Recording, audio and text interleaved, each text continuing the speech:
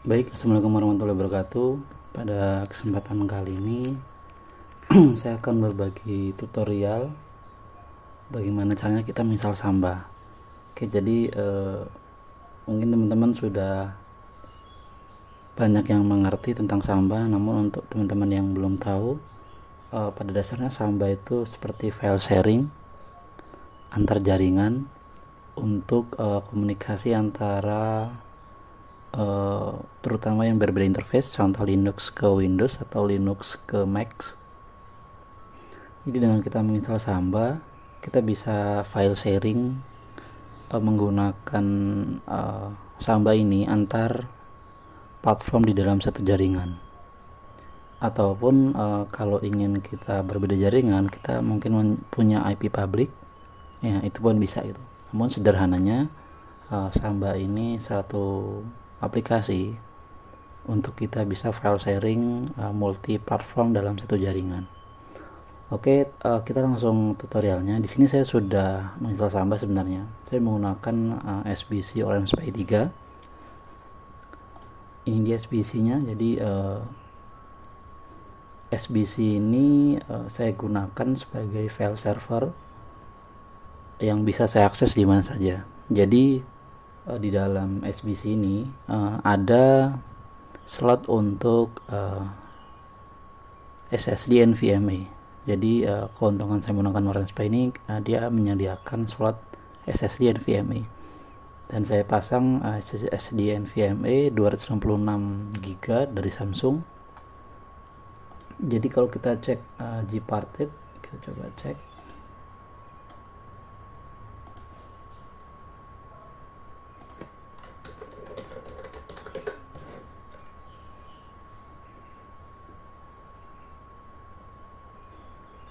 Oke, kita coba cek di sini ya. Nah, di sini teman-teman lihat, di sini ada file sebesar NVMe ini sebesar itu kurang lebih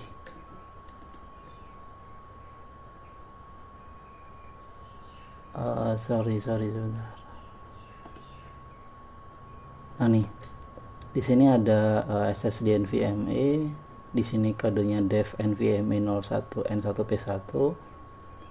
Saya sudah format dalam FAT32 ya. Awal itu NVMe karena bekas Windows.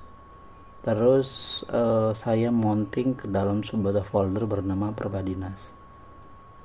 Ini adalah file SSD saya. Oke, kita langsung ke prakteknya. Untuk teman-teman, kita harus dalam lingkungan root ya. Jadi teman-teman buka terminal dan root. Di sini saya sudah siapkan komennya. Teman-teman bisa tinggal copy saja atau bisa screenshot, atau nanti saya coba tempel di dalam deskripsi ya.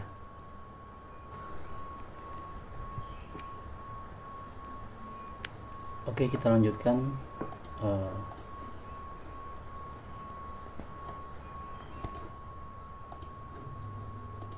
Oke, jadi teman-teman bisa akses ini melalui bisa screenshot ataupun nanti saya tampilkan di deskripsi video. Oke, teman-teman buka root karena kita harus dalam lingkungan root.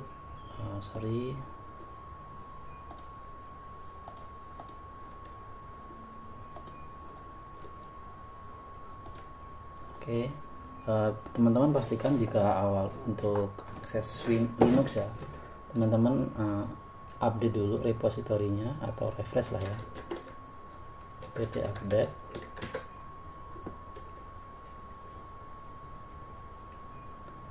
Oke, sambil kita nunggu ini, teman-teman bisa buat folder, sebuah folder. Saya sarankan di dalam file Orange Pi nya ya, teman-teman ke file system. Nah di sini biar jika ada yang mengakses komputer ini, dia tidak akan muncul di luar ini gitu. Jadi lebih aman. Nah dia masuk file system. Oke, teman-teman bisa buat di sini. Oke, kalau di sini mungkin teman-teman tidak akan bisa membuat folder ya, karena ini bukan lingkungan root. kan di sini tidak ada menu untuk akses root ya, jadi kita harus buat di sini. Nah teman-teman, karena di sini sudah dalam lingkungan root, kita coba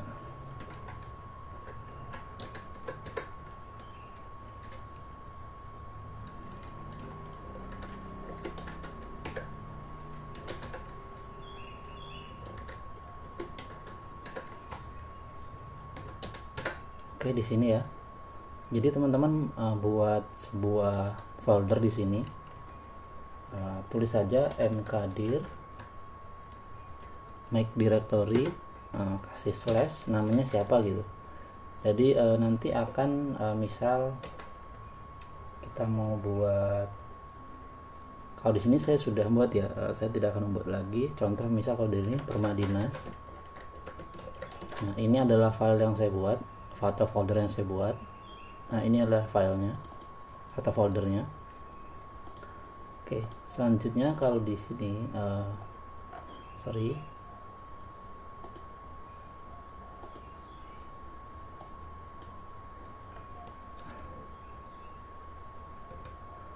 kalau sudah dibuat foldernya, teman-teman langsung saja kembali ke sini.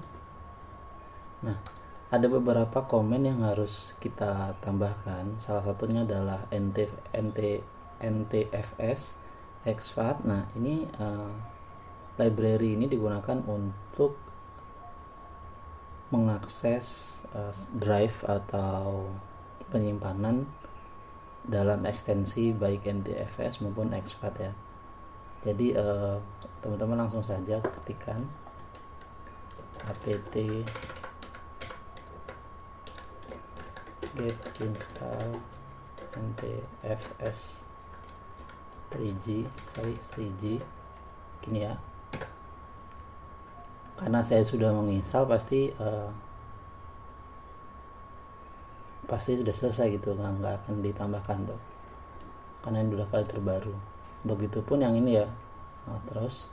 Nah setelah menginstal library untuk atau repository untuk ini, untuk Raspberry Pi kita bisa, atau Orange Pi kita bisa mengakses drive yang ekstensinya NTFS ataupun exFAT. Selanjutnya kita install Samba. Ini copy saja biar cepat, langsung paste. Nah di sini saya juga sudah menginstal ya, jadi tidak akan efek kecuali jika di Samba ini ada upgrade. Nah ini contohnya, sebenarnya sama saja jika teman-teman mau buat dulu folder servernya ataupun terakhir sama saja. Namun yang paling penting adalah teman-teman harus membuat si folder server ini memiliki hak akses root, baik menulis maupun melihat. Jadi di sini fungsinya atau komennya adalah chmod 777/Permadinas. Nah dengan ini maka si folder Permadinas tadi bisa diakses dalam lingkungan root. Selanjutnya ini saya sudah saya lakukan.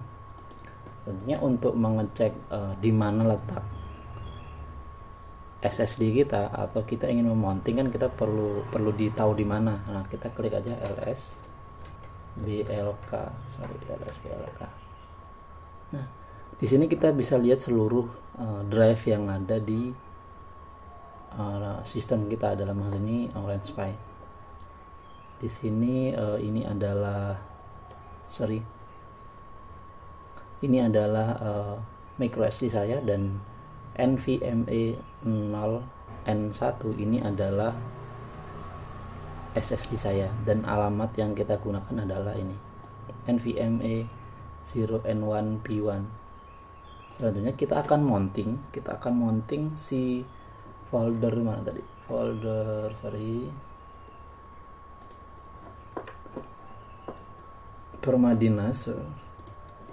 Permadinas ini. Kita akan mounting si drive, si SSD ini ke dalam Permadinas. Komennya sebagai berikut: sudo mounting dev1. Nah dev Selanjutnya setelah dev ini kita masukkan alamat atau di mana letak si SSD itu atau namanya. Jadi mounting dev itu biasa mounting dev /dev /nvme. Nah ini yang kita mountingkan, bukan yang atas ya tapi yang bawah. Nah setelah ini kita spasi, jangan lupa di spasi di mana kita akan mounting dia. Saya akan mounting di Permadinas. Nah, karena ini dalam sistem root, maka kita tidak perlu menambahkan depannya ya. Tapi jika kita membuat folder NAS tadi misal di OrangePi ini, maka depannya harus kita tambahkan. Berarti di depan sini sebelum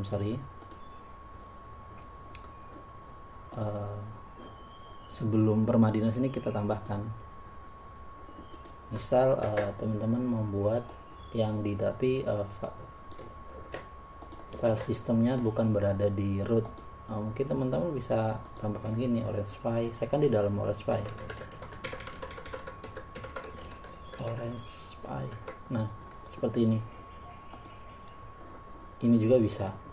Setelah itu kita ingin ini kan sudah termounting ya.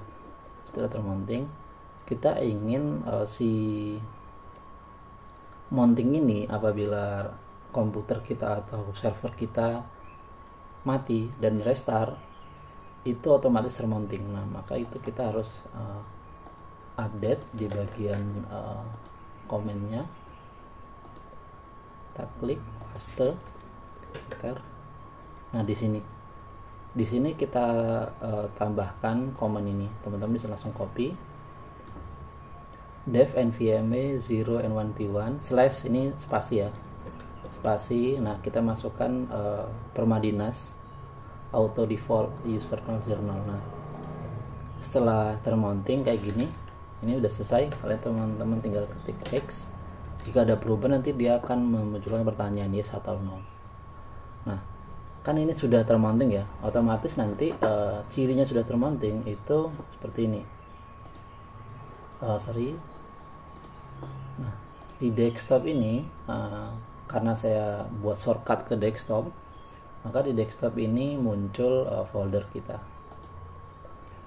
next. Nah selanjutnya setelah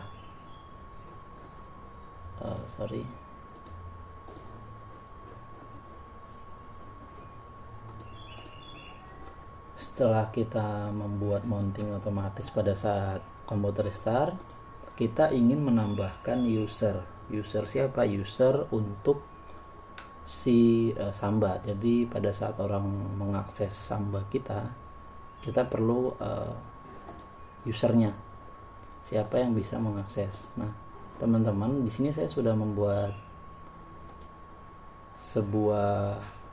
membuat user smbd passwd min a permadi. Teman-teman bisa ubah, misal nama kalian, mungkin nama keluarga kalian, mungkin adik, kakak. Nah itu jadi nanti setiap orang mempunyai user ID masing-masing. Oke, setelah ditambahkan, karena saya sudah menambahkan, jadi saya tidak akan menambahkan lagi ya, karena ini server pribadi saya. Selanjutnya yang paling penting adalah di bagian konfigurasi dari NAS server itu sendiri. Teman-teman balik ke root, tinggal paste saja. Oke, ini adalah konfigurasi untuk Samba servernya.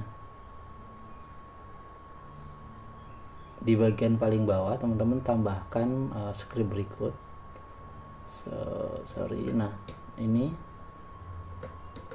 kan saya buat Permadinas. Nah ini adalah si konfigurasinya. Permadinas, komen NAS rumah. Nah nama Permadinas ini di komen kurung kotak ini itu adalah nama folder yang akan muncul di alamat nanti pada saat kita menghubungkan Windows kita, bilangnya Windows ke Samba server Linux. Nah nama ini mungkin pertama IP ya, IP 192.168.1. berapa gitu, titik 10, dan slashnya kan itu alamat sinasnya yang akan muncul foldernya. Nanti saya akan coba screenshotkan bagaimana hasilnya Permadinas. Nah, selanjutnya ini adalah komennya. Komen ini ngasih tahu ini apa, NAS rumah, NAS di rumah bisa. Nah, petnya atau alamatnya itu di mana? Nah, alamatnya tadi kan kita ingin di /Permadinas. Nah, ini juga bisa berubah tergantung teman-teman naruh foldernya di mana. Valid user di sini saya cuma satu, Permadi. Jika teman-teman ingin menambahkan user lain, tinggal di koma saja. Di sini. Tapi dengan command yang tadi, yang smd password mina Permadi sudah selesai ya.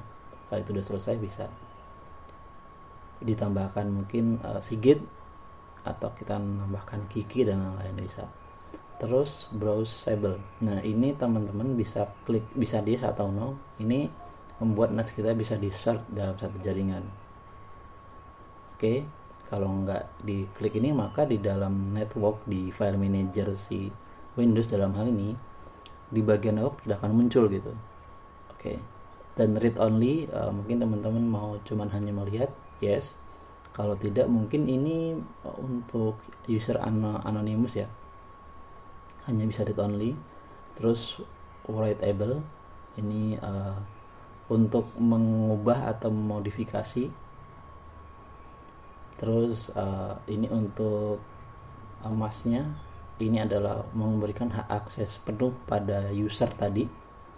Selanjutnya public, karena ini private, no. Jadi, dan force user, jadi user ini kita paksa atau kita ubah menjadi root. Jadi dia memiliki hak akses penuh di dalam folder NAS kita. Jika teman-teman sudah, klik saja. Nah, ini teman-teman bisa sesuaikan dengan konfigurasi seperti path dan nama server, komen dan lain-lain dengan valid user milik teman-teman sendiri. Jika sudah, sebenarnya ini sudah selesai ya. Teman-teman tinggal restart saja dengan komen systemctl restart smbd and nbd. Oke, saya bisa, kalau ini bisa saya lakukan gitu. Oke, ini sudah selesai.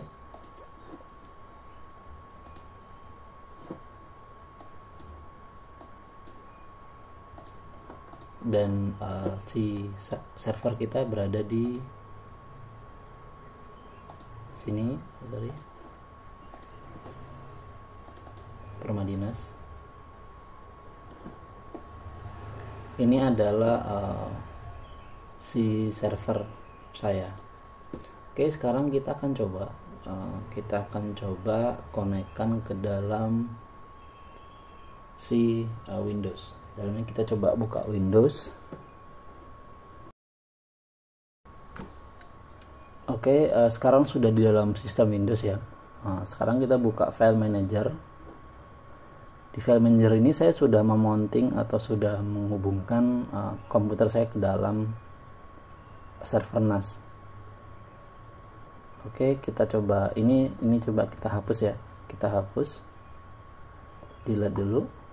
Hilang ya. Nah, tadi kan saya bilang bahwasanya jika kita aktifkan browsable dari si NAS kita, maka akan muncul di interface pada saat kita mencari di dalam jaringan. Inilah yang saya maksud ini. Jadi di dalam network ini kita akan muncul beberapa itu interface. Jadi ini IP NAS kita, NAS saya dalam hal ini saya dapat IP 1.23 dan yang bawah ini sama. Namun yang bawah ini bisa diakses di luar jaringan. Jadi jika saya menggunakan atau ingin mengakses dari NAS kita di luar jaringan, mungkin pada saat di kantor, saya bisa mengakses. Namun ini akan saya bahas di tutorial selanjutnya, gimana caranya NAS kita bisa diakses di luar jaringan. Dan hal ini yang ini dulu. Oke, sekarang kita akan hubungkan si NAS kita ke dalam jaringan ini biar terhubung otomatis gitu. Kalau ini kan secara browsable ya. Sekarang kita akan tambahkan di dalam sini. Kalian teman-teman tinggal klik saja pada this PC, terus add network location, next. Nah, Ini teman-teman komennya sebagai berikut, slash kebalik ya, kita masukkan IP-nya 192.168.1. Dalam hal ini tadi saya dapat IP 11.1.1.23. Kita coba yang lokal dulu ya, 1.23. terus nama NAS kita di apa. Nah ini saya sudah terhubung ya, karena browsable tadi hidup.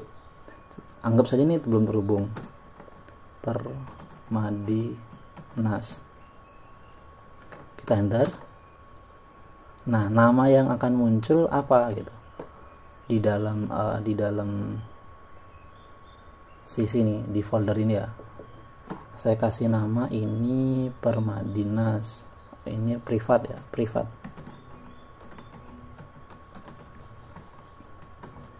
Oke, kita enter, open.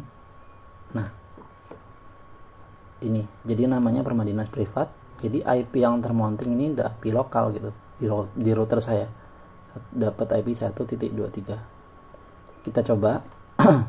Saya ingin mengcopy mungkin file mana ya, wallpaper saja ya, wallpaper saat yang ini, yang mana yang bagus. Ini ya 32. Saya copy, saya ke sini, saya paste. Oke, kita buka ya. Oke, sekarang saya coba ke NAS yang ada di Linux. Tadi nama filenya 32. Kita coba.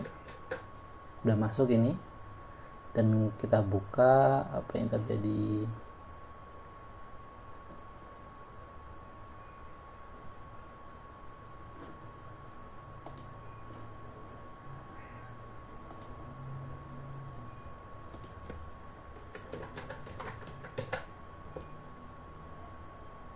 Oke, sama ya. Jadi baik di Windows sama di Linux sudah sama. Jadi begitu teman-teman, kita bisa membuat server pribadi kita. Contoh saya ada ini video ini termounting atau data ini itu ada di Raspberry Pi saya gitu. Nanti mungkin saya akan coba fotokan bagaimana bentuknya SBC saya yang saya gunakan sebagai NAS server. Ini kalau saya klik ini kita bisa play tapi dalam jaringan. Jadi komputer kita di sini itu tidak termakan drive-nya atau menyimpannya. Namun kelemahannya adalah karena ini Raspberry Pi ya, jadi dia speednya tidak terlalu kencang walaupun kita menggunakan SSD yang Samsung dengan speed yang tinggi. Karena dia berjalan di mana, di Raspberry Pi yang notabene itu adalah komputer mini, itu akan tinggi latensinya atau bandwidthnya rendah. Kalau saya coba copy, kita coba copy file yang besar ya.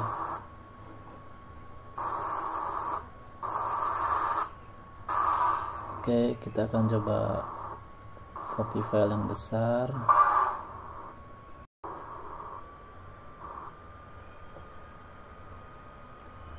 Mungkin saya coba copy mana yang besar ya,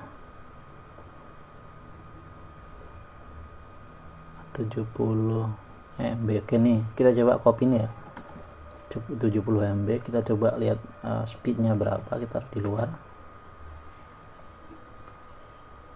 Oke, kita dapat speed 1,73. Padahal router saya pada saat kita browsing dia sanggup 4-5 MB gitu. Namun pada NAS server ini hanya mentok di 2, itu pun udah sangat berat sekali ya. 2 itu sudah berat sekali, tapi normalnya di 1,5an. Itu karena kemampuan dari SBC saya yang memang tidak terlalu cepat ya, karena memang harusnya tidak support. Mungkin kalau kita Raspberry itu tidak ada slot untuk NVMe. Nah, saya belum coba jika saya menggunakan SSD atau hard disk yang saya colokkan di USB-nya, USB 3.0 mungkin ya. Ini saya langsung tancapkan karena ada slotnya. Mungkin kita akan coba nanti lihat perbandingannya. Oke, mungkin itu teman-teman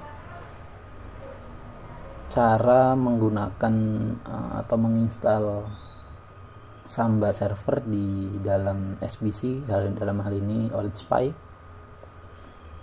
Jadi dengan adanya ini kita bisa mengakses file kita di dalam satu jaringan, ataupun mungkin nanti kita akan kembangkan bisa di luar jaringan tanpa mengurangi drive dari PC utama kita atau HP. Nanti saya akan coba menggunakan HP, bagaimana bentuknya. Ini saya menggunakan di komputer ya. Kalau HP bagaimana nanti kita akan coba. Oke, saya sudah di HP ya. Ini saya menggunakan Poco X5.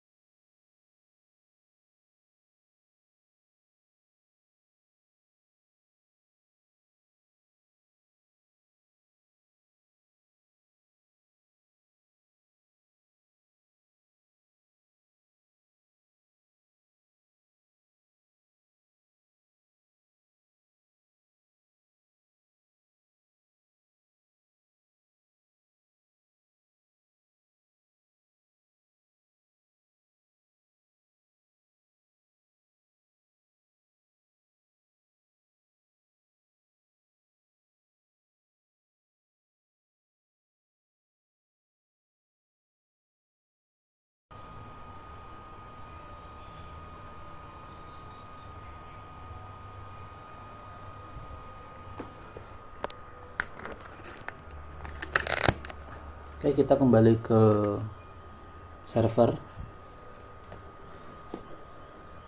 Oke, ini tadi beberapa file yang sudah di copy ya. Ada yang gede tadi, mana ini yang 76 MB-an, 73 MB-an. Sama ini tadi sekitar 2 MB, sama tadi saya lupa yang mana ya. Saya lupa yang mana tadi yang dari HP. Tapi kurang lebih begitu ya teman-teman.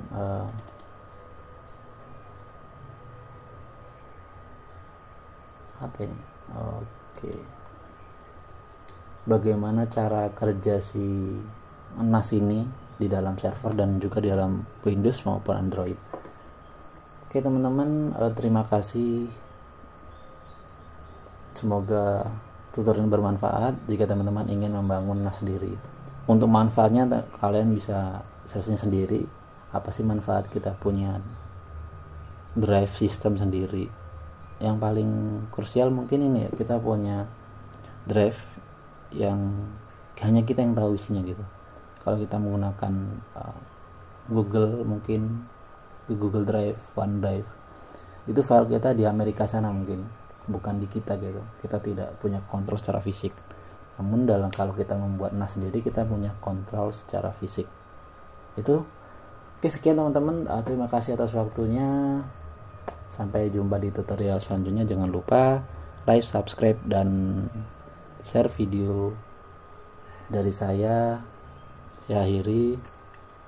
Assalamualaikum warahmatullahi wabarakatuh.